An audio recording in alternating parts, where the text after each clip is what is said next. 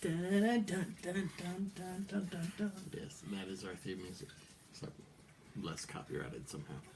Hello! It's time for whatever it is that we called this thing. I don't remember. Snack attack? Unboxing? I don't know. You name it. I don't either. I have to check. We are definitely all about the branding. Yes, we're eating a Yum Box snack thing and telling you all of the glorious history about Spain, apparently today. España. Hooray for Spain. And all of the snacks from Spain. Oh, here's your booklet. Oh boy, instructions are my favorite part. Off we go to Spain. When the Spanish aren't running from the bulls, performing a fiery flamenco, or creating extraordinary art, odds are they're savoring some of the world's best snacks. Get ready to say delicioso. Say it, Sarah. Say delicioso. Delicioso. Thank you for your participation. I stepped on the dog's paw. Oh. Well, that's sad for the dog. Here is a sneak peek at the items we're about to explore this month. An unexpected tooth fairy, green gold, and the hottest restaurant in Spain. Exciting?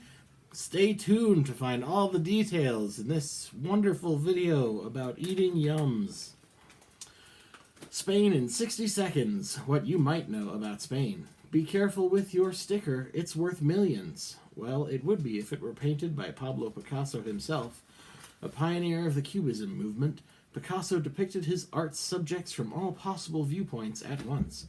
His most famous piece, Guernica, is estimated to be worth $200 million. What you might not know is that Spain is known as the land of many rabbits. Why? Well, when the Carthaginians, I assume people from Carthage, arrived around 300 BC, the land was flush with the hopping critters. They named the country España, land of many rabbits, which led to the modern-day name of España. All right. And it apparently gives us a recipe for tortilla española. Let's get to... we're skipping the trivia train. Sorry, I forgot. We don't care about trivia. I should have picked up the pace. Start here. Spicy mango gummies. Spain's fruitiest, fieriest gummy candy. Ooh. This Spanish adventure is about to heat up. A lot. Like, a lot. And that has everything to do with this yum. We're not talking about these gummies being a hot commodity, though they're so tasty they've scored a spot inside all of our Spain boxes. Not to mention they're one of our yum's best-selling products of all time. Really? We're not talking about Spanish mangoes being hot either, though they're grown on the coastal strip of southern Andalusia known as the Costa del Sol, which averages a whopping 320 hot and sunny days per year. What are we talking about? Well, you'll have to try one of these mangoes to truly understand. After a burst of juicy mango sweetness comes a wave of scintillating spiciness. You have to taste to believe. Better get chewing and get ready for a box full of Spanish surprises like this one. Spicy, sweet, and everything in between. This is great. Are you going to survive? We're on our first snack. It's like a jelly kidney bean. I like the mango flavor. Everything's fine. Everything's fine. Tastes like mango. Everything's fine. Everything's fine. There seems to be some heat involved in the back of my throat. Yeah, that's where it hit me first, too. My It's poor not uvula. overwhelming, though. I think it's gonna be okay. Unless it gets worse. Mine did.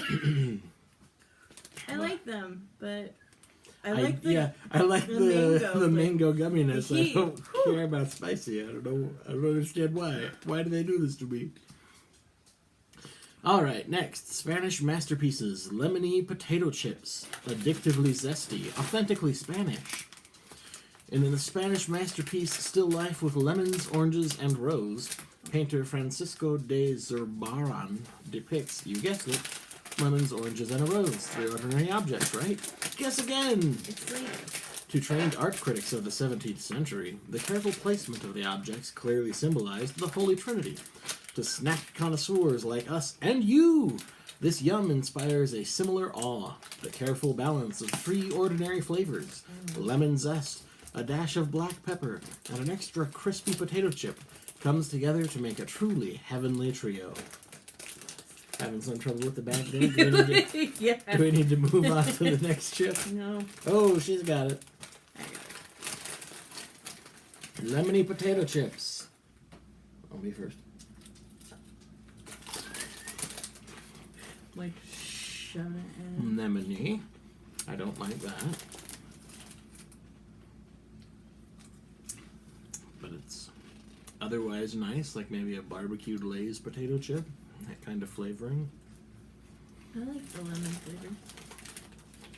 I'm not really a fan of lemon. That's why I don't like lemonade. Strawberry lemonade is about as lemonade-y as I'm willing to go. But that's a pretty good interpretation of lemon flavor. Mm-hmm. So, not bad. Huh. Next chip-like thing. Fried bacon and cheese cones. That sounds American. Spain's cheesier, crunchier, better bugle. Now for the crown jewel of Spanish cuisine. Jamón Iberico. Yeah, I can't. I don't Spanish. Like any masterpiece, Iberian ham requires both technique and patience. First, fogs are head, a diet of acorns, chestnut, and olives. Their extra tender meat is cured for up to 3 years and then cooked into crispy bacon and served alongside fresh bread and cheese. Lucky for you, these cheese cones have all of the flavor of Spain's crown jewel, but no hogsburg required. Ha ha ha.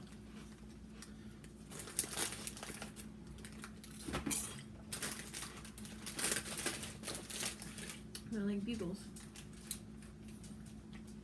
I can taste a corn chip. What flavor is it supposed to have? Queso Fried bacon and cheese. Mm-hmm. I'm going to try another one. I didn't really notice flavor. It was flavored. I guess I just wouldn't have called that either bacon or cheese. Just generic flavor powder. I don't know what a bugle tastes like either, so. You've never had a bugle? I'm sure I have, but it's been long enough that I can't remember the flavor, so I don't really have these things to compare to. Alright, on to the Spanish chocolate toffees, northern Spain's soft, milky speciality. Chocolate's arrival in Spain is a mouth-watering mystery. One story states that the Aztecs first introduced chocolate to the Spanish conquistador Hernan Cortez in 1519. Another story claims Guatemalan friars first gave cacao beans as a gift to Philip II of Spain in 1544. What we know for sure? Once they were popularized in Spain, cacao beans were worth more than gold. Sounds a bit extreme, sure, but just wait till you try this supremely smooth, downright decadent chocolate toffee. Its deliciousness is no mystery. A chocolate toffee. It's like a Tootsie Roll. Okay. It's the Spanish Tootsie Roll. Alrighty. Probably not something to eat while I'm trying to read things, but that's fine. I'll try and talk around it. The next thing on the list. Sour pineapple gummies. Spain's most impressive gummy. Want to impress your friends? Share this yum. Back in the late 15th century, pineapples were extremely expensive due to their susceptibility to spoiling on the voyage from the New World. Naturally, they became a status symbol, with wealthy Spaniards serving fresh pineapple to only the most esteemed guests. Since pineapples are a little less impressive nowadays, these super sour, sugar-encrusted pineapple gummy rings are your best bet to blow your friends' minds. If you're willing to share, that is.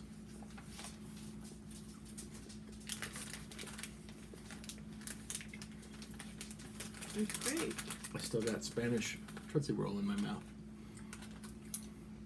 I gotta go to sour now, other end of the spectrum. Mm-hmm.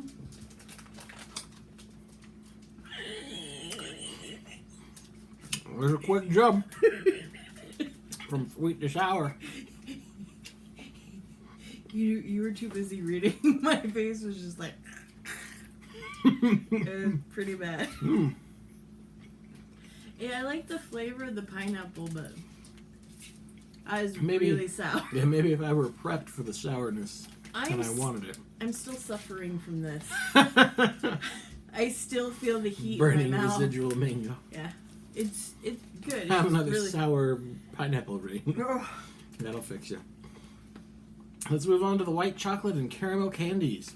Try the beloved Spanish Gold for yourself. Is it this one? It looks like that one. Oh. Hunting for gold? 2,000 years ago, Spain would have been a great place to look. Las Medulas gold mine, located in the northern province of Leon, was once the ancient Romans' primary mining site. A staggering 60,000 laborers extracted 20,000 pounds of gold every year. Fortunately for us modern folks, we've got an easier and tasty way for you to strike Spanish gold by popping open this tube of Spain's famous caramel nuggets. Okay. They're like caramel flavored M&Ms. They're not bad. Little tiny Mm-hmm. M&M. I like them. Those are tasty. It doesn't burn unexpectedly. It's not sour Right? unexpectedly. I seriously ate that mango thing, like, with throwing caution to the wind, not paying attention, just saw a mango. I'm like, oh, this is fine. I'm glad I didn't eat two at a time. I would have been mad. Just down the whole bag. Right? There you go. It's a Maybe spicy mango we challenge. should give that to people just unexpectedly. Sure. Would you like a mango candy? Yes. They're quite refreshing. What's it doing to me? Pistachio toffees. Toffees. Spain's softest, richest pistachio candy. You've tasted one-of-a-kind Spanish gold. Now, time to try another. And this time it's green! Locally known as green gold, Spanish pistachios grown in Castilla-La Mancha are hailed for their superior size and flavor. They're the most expensive pistachios in the international market. But that wasn't quite luxurious enough for the makers of this yum, who took the iconic pistachio flavor and turned it into a ridiculously creamy soft candy. Green gold indeed. Do you want to skip this one? Cause you're... Yeah, because I'm reading? Sure, I'll come back to that. How about the custard cream cortadillo? Yeah. Moist cake, signature to the south of Spain. The origin story behind this yum is a bit of a whodunit. Sure, it's well known that Catholic nuns in southern Spain were the first to make cortadillos. Sure. Thing is, nuns in the Andalusian cities of Seville, Cadiz, Huelva, and Ecija all claim the cakes as their own creation. So we may never really know who invented the treat, but rest assured, this whodunit is anything but unsatisfying. How could it be when we still get to relish this pillow-soft cake, luscious cream filling and all?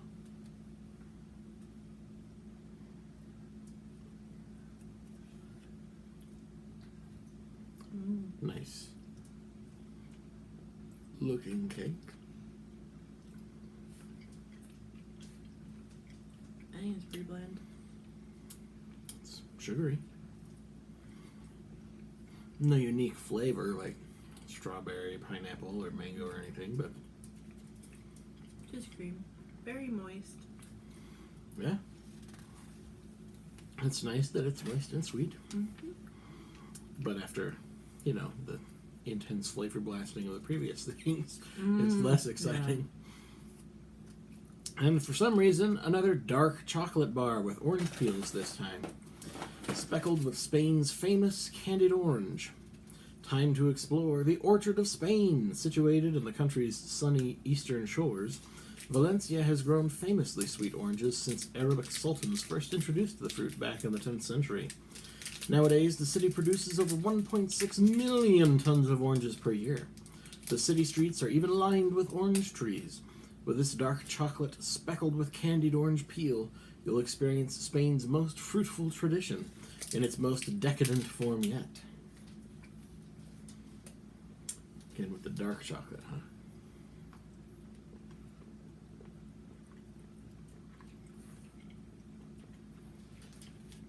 It tastes like a dark chocolate orange. Yeah. You get on Christmas. Reminds me of these candies that my grandma used to have that were the little bars of chocolate, the little like Kit Kat type things. That had fruit in them. I don't know what they were called. I don't know why she had them all the time, but Oh, are they like orange sticks? they may be called that. Were they like? Did they have jelly in them? Something. Yeah. Yeah, they're orange sticks. You get those around Christmas too. I don't know if you know this, but my aunt was born in Madrid. Cool. Yeah. I didn't know that. Yeah, you probably wouldn't, but yeah, she was born in Madrid. All right. My grandparents were in the Air Force. I don't like the oranges in that. I like orange flavoring, but I think, or maybe that's the nuts. I mean, was there other stuff in there? Mm-hmm. Well, it didn't say there was. No, it says tree nuts. So maybe it's just the bits of nuts are getting stuck in my teeth. Moving on. Oh, great. To pine nut candy. Spain's secret 70-year-old hard candy recipe. 70 years ago, in the tough times following the Spanish Civil War, a man in the northern town of Tafalla realized he had a surplus of pine nuts. So he gifted some to his neighbor, Jesus Ramirez, who mixed them with sugar, milk, and a hint of coffee, creating a caramel which is still beloved countrywide to this day, and which you are about to try. Goes to show that a single act of kindness can create something great. You might just inspire the next universal yum. It's very bland. Well, okay. It's just, I don't know. It's okay. Is it a chocolate? What is it? It's caramel hard candy. Caramel hard candy? Yeah. With a pine nut in it. Well, alright. I'm not gonna see Something how to long suck it on, takes to get to the center of that Tootsie Pop. We'll take one of those with me to work tomorrow. We'll see how long it takes me to get through it. The next thing looks ridiculous. Fried egg and sea salt potato chips. The fresh from the pan customer favorite. Gooey inside, crispy outside, such What? as the classic Spanish huevo frito, a fried egg, carefully prepared to achieve the perfect balance. Do you want in on the secret? Crack your egg into extra hot olive oil, turn the heat down to medium-low, and spoon some oil over the egg as it cooks. Even easier, chomp into these potato chips. They may not be as gooey as real huevos fritos, but they've got all the rich, savory flavor. They're extraordinary, to say the least. Oh.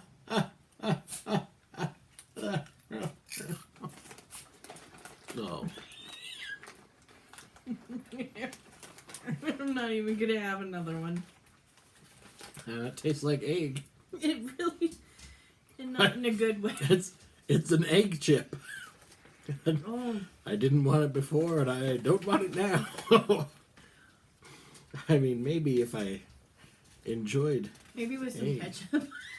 Maybe it's a part of your breakfast meal. You don't have hash browns, have some egg chips. Mm-hmm. Anyway, the next thing, cocoa-dusted salted caramel truffles. Rich caramel truffles from central Spain.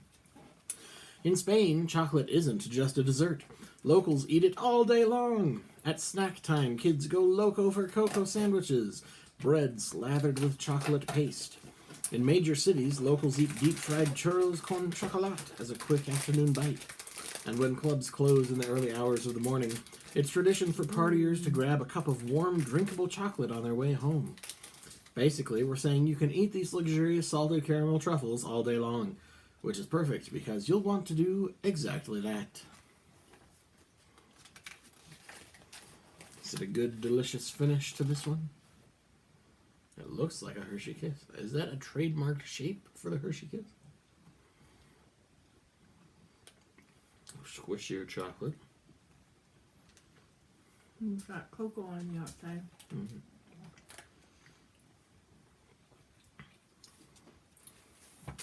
Like an elite version of a Hershey's Kiss. Yeah, like, Very rich. it is very rich. Nice salted caramel truffles. Huh? Well, I believe that is the end of our list of things. And if we're not going to go back for the trivia, which, you know, is fine. Oh. Yeah, let's do it. Let's do it. Woo! Trivia I was time! not paying attention at all. Look, there's a trivia train. How well do you know Spain? Oh, try to reach the caboose without getting a question wrong. How many tomatoes are thrown at Spain's annual La Tomatina festival? 1, 1,000, 10,000, or 150,000? 150,000. I'm guessing this is the answer? No, what? D, food fight? Oh, Yeah. okay. There's more than I was supposed to say. Yes, food fight. Held every August, the La Tomatina festival sees revelers from around the world descend on the small town of Buñol to throw 150,000 tomatoes just for the fun of it. Want to get in on this festive tradition? There are a few rules. Everyone must stop after the timed alarm. Only tomatoes are permitted, and tomatoes must be squished prior to throwing. And you have to have fun. Question 2. The Spanish national anthem is one of 4 in the world that A, has no words, B, is played entirely with flutes, C, is 10 minutes long, or D, features a lyre. I'm going to say it's 10 minutes long. Or maybe that would be the French. It actually, A, has no words, apparently. Spain, along with Bosnia, Herzegovina, Kosovo, and San Marino, is one of the only countries whose national anthem, called the Marcha Real, has no lyrics. Francisco Franco tried to add words during his dictatorship, but when a democratic constitution was adopted in 1978, his lyrics were scrapped. Listeners, hum or sing na na na along with the tune. Interesting. According to Spanish tradition, what is bad luck? A, eating 12 grapes on New Year's Eve. B, putting a hat on a bed. C, placing a cactus on a windowsill. Or D, hearing or seeing a cricket. I'm going to go with... I don't know. It's between B or D. I'm going to go with D. Eating 12 grapes on New Year's Eve seems ridiculous to me. Let's look. Oh, it is B. Putting a hat on a bed is apparently bad luck. Locals believe leaving your hat on a bed brings bad luck. The superstition stems from a time when people believed static electricity from hats was a sign of evil spirits. Putting your hat on your bed was thought to lead to ghost attacks. Fortunately, the other things are said to bring good luck, so it might be time to get a cactus and put it on that windowsill. I have a succulent on the windowsill, so... Almost the same thing. Next question, 4 of 8. My tongue almost went numb with those lemon pepper chips. Pick the snack that you like and eat it rather than... That's what I'm doing. I like that. Oh, okay. But now I feel numb. When local kids lose a tooth, they leave it for A, a needy neighbor. I don't know about that one. B, a bearded child. C, a purple woman. Or D, a talking mouse. All of those are a little bit frightening. A little bit. I'm going to go with D, a talking mouse, because it reminds me of Ralph S. Mouse, a book that I read as a child and cannot remember a single thing about, except that maybe he has a motorcycle. You're saying C, a purple woman. The answer is D, in Spain. It's not the tooth fairy that leaves money or gifts. It's Ratoncito Perez, apparently a talking mouse. Ratoncito became a pop culture icon after author Louis Coloma penned a story about the tooth-collecting rat for 8-year-old King Alfonso XIII in 1894. The tale became so beloved that a plaque for Ratoncito was erected at the Madrid warehouse where he supposedly resides. Next, on May 15th, single women in Madrid do what?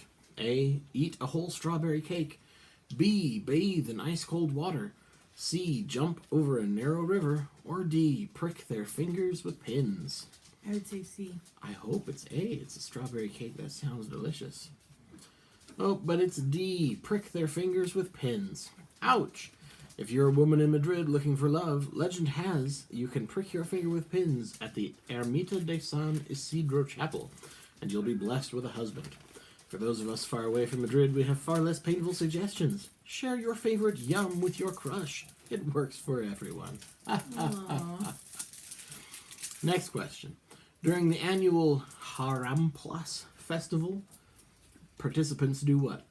A. Balance jars on their heads all day. B. Make good luck charms with chicken bones. C. Throw turnips at a drum-beating monster. D. Have a pig riding race. D sounds fun. B. Make good luck charms with chicken bones. Wow. It is C. They throw turnips at a drum-beating monster. The main event of the Haram Plus festival, held in the town of Piorno, entails a local man dressing up as a colorful monster, beating a drum, and running through the streets while the townsfolk pelt him with turnips. That sounds like it would hurt. Don't worry, his costume is padded. According to local legend, the festival originated when the town's ancestors successfully fended off a goat robber with the only weapon they had on hand, crops. Next, which animal inspired the name for the Canary Islands? A. A dog. B. A canary. C. Zebrafinch. Or D. Rainbow parakeet. I mean, it seems so obvious. The obvious answer can't be right. Yeah. I'm going to go with B just because I have to cover the basic basis. C. Okay, you're going with zebrafinch. Mm-hmm. The answer is A. A dog. If you know Latin, you may have guessed this correctly, because canary is derived from the Latin word for dog, canaria. Oh. Why was the island blessed with a canine name? One theory is that when Europeans first arrived, they found large dogs on one of the island.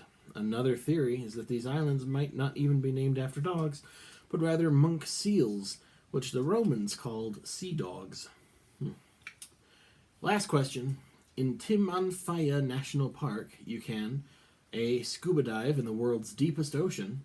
B. Eat food that is grilled over a volcano. I believe that C. Go sledding with Iberian wolves. Or D. Watch the flame lily bloom. I'm going to go with The volcano? Eat food that's grilled on a volcano? because that sounds like pretty badass. That does sound impressive at Timanfaya National Park. It is B. Eat food that is grilled over a volcano. That's pretty cool. El Diablo is the hottest restaurant on the island of Lanzarote. Literally, enterprising restaurateurs built a special grill over one of the island's volcano holes to cook food at temperatures that reach an astounding 752 degrees Fahrenheit. In one demonstration, water poured down the hole instantly turned into a tower of steam. In another, straw is thrown in, which bursts into flames. Well, all right, I guess someday we have to go to Timanfaya National Park and eat volcano food. Okay. New life goal. I wonder if it tastes like sulfur or something. We will have to find out. What was your favorite one? My favorite thing that we had today.